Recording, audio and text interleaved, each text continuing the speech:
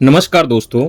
अब तक की इस सीरीज में यानी कि पार्ट 1, 2 और 3 में हमने जाना कि नमक क्या है, यह कैसे बनता है, कौन कौन से प्रकार के नमक होते हैं, कौन सा नमक बेहतर माना जाता है, आयोडीन क्यों जरूरी है और एक सामान्य व्यक्ति को लगभग कितना नमक लेना चाहिए। सबसे पहले बात करते हैं ज़्यादा नमक खाने से क्या होता है। दोस्तों, मान लीजिए आप रोज आवश्यकता से अधिक नमक खाने लगे।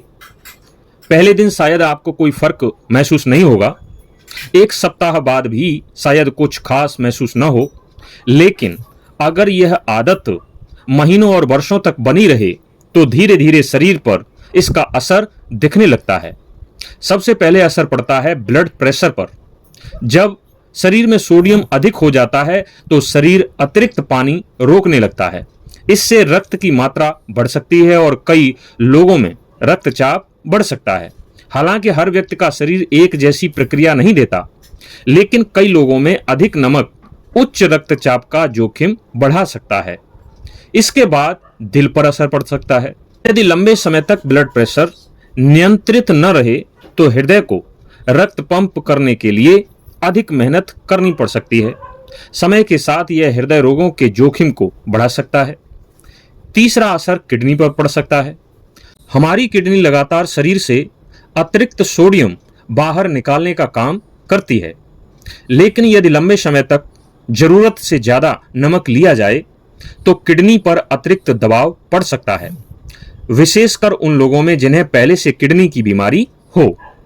कुछ अध्ययनों में अत्यधिक नमक का सेवन कुछ लोगों में पेट के स्वास्थ्य और हड्डियों से जुड़े जोखिम से भी जोड़ा गया है। हालांकि यह केवल नमक पर नहीं बल्कि पूरे आहार और जीवन शैली पर भी निर्भर करता है। लेकिन अब दूसरी तरफ भी देखिए, आजकल कुछ लोग सोशल मीडिया पर देखकर नमक लगभग बंद ही कर देते हैं। क्या यह सही है? तो इसका उत्तर है बिल्कुल नहीं। कम नमक खाने से क्या हो सकता है, चलिए देखते हैं। दोस्तों, हमारे शरीर को सोडियम की आवश्यकता होती है। यदि लंबे समय तक शरीर में सोडियम बहुत कम हो जाए तो कई समस्याएं हो सकती हैं, जैसे कमजोरी, चक्कर आना, सिर दर्द, मांसपेशियों में ऐंठन, थकान, मतली और गंभीर स्थिति में भ्रम या बेहोशी जैसी समस्याएं भी हो सकती हैं। हालांकि ऐसी स्थिति सामान्य स्वस्थ व्यक्ति में केवल नमक कम खाने से कम ही होती है। यह कुछ विशेष परिस्थितियों में अधिक देखने को मिलती है, जैसे लगातार उल्टी या दस्त, बहुत अधिक पसीना, कुछ दवाइयाँ या कुछ विशेष बीमारियाँ।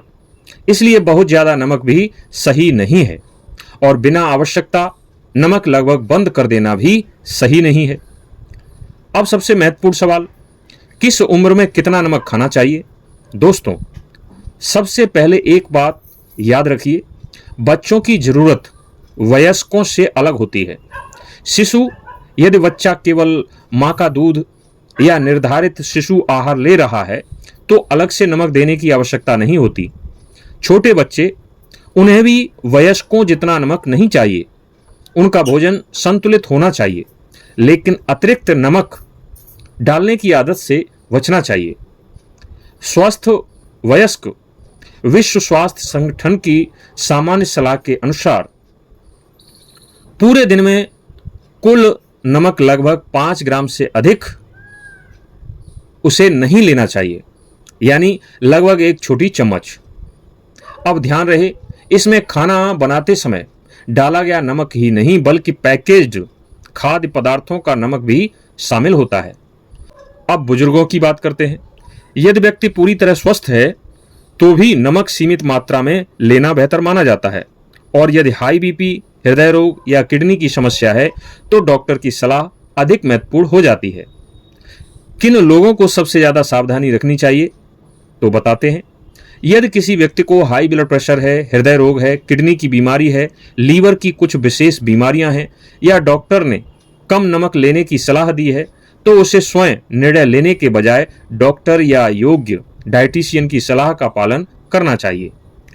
और एक महत्वपूर्ण बात, गर्मियों में या बहुत अधिक पसीना आने पर कुछ लोगों को इलेक्ट्रोलाइट्स की पूर्ति की आवश्यकता हो सकती है, लेकिन इसका मतलब यह नहीं कि हर व्यक्ति ज़्यादा नमक खाना शुरू कर दे।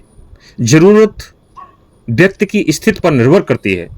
अब इस पूरी सीरीज का सबसे महत्वपूर्ण निष्कर्ष यही है कि पूरी सीरीज में हमने देखा नमक न तो दुश्मन है और न ही कोई चमत्कारी चीज़ है। सच्चाई हमेशा बीच में होती है, यानी कि बैलेंस। सही नमक, सही मात्रा, संतुलित भोजन और स्वस्थ जीवन शैली, यही सबसे अच्छा रास्ता है। केवल नमक बदलने से स्वास्थ्य नहीं बदलता, लेकिन यदि आपका पूरा खान पान, नींद, व्यायाम और जीवन शैली संतुलित हो तो उसका लाभ पूरे शरीर को मिलता है। यदि आपने इस सीरीज के चारों भाग देख लिए हैं तो अब आप नमक से जुड़ी अधिकांश गलतफहमियों से बाहर आ चुके हैं। अब जब भी कोई कहे सफ़ेद नमक जहर है या सिर्फ पिंक सॉल्ट ही सबसे अच्छा है, तो आप केवल सोशल मीडिया की बातों पर नहीं बल्कि वैज्ञानिक जानकारी के आधार पर निर्णय ले सकेंगे। अगर आपको यह पूरी सीरीज उपयोगी लगी हो तो इसे अपने परिवार, मित्रों और उन लोगों के साथ जरूर साझा करें जो स्वास्थ्य को लेकर सही जानकारी चाहते हैं।